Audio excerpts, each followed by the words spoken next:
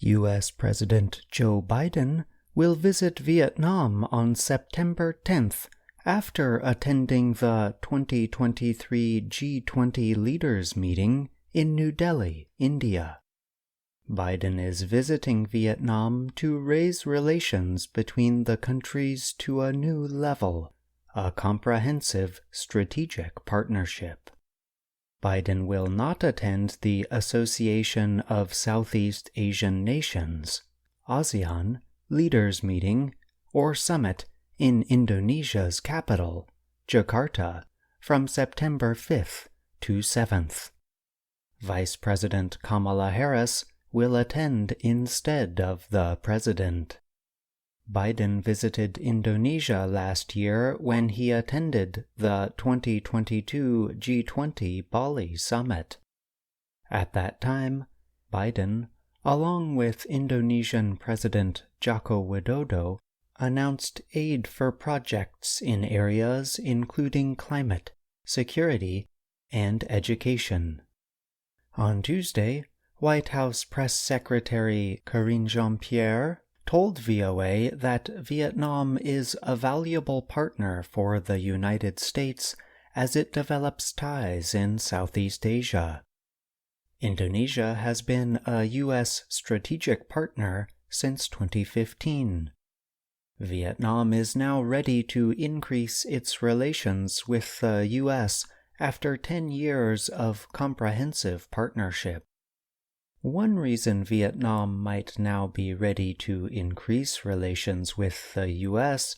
is because of China's activities in the South China Sea. China claims almost all the sea as its territory. Vietnam and China have conflicting claims in parts of the South China Sea and over many landforms there.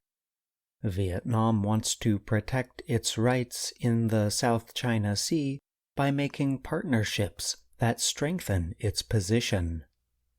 Earlier this month, Biden said Vietnam wants relationships because they want China to know that they're not alone. The U.S. has supported Vietnam's maritime or sea security in the past. The U.S. provided 2 former U.S. Coast Guard ships to Vietnam, one in 2017 and another in 2021. Increased partnership would help Vietnam develop its technology industry. This would include production of semiconductors and development of artificial intelligence. Both these fields are areas of competition for the U.S. and China. Earlier this year, the ASEAN Studies Center in Singapore released a report about the opinions of people in Southeast Asia. The report found that, among Southeast Asians, the United States was more popular than China, and that popularity increased from the year before. However, Indonesians appeared to be outliers. The percentage of Indonesians choosing the U.S. fell 18 percentage points from 2021 to 2023. Those choosing China rose by about the same number of percentage points during the same period.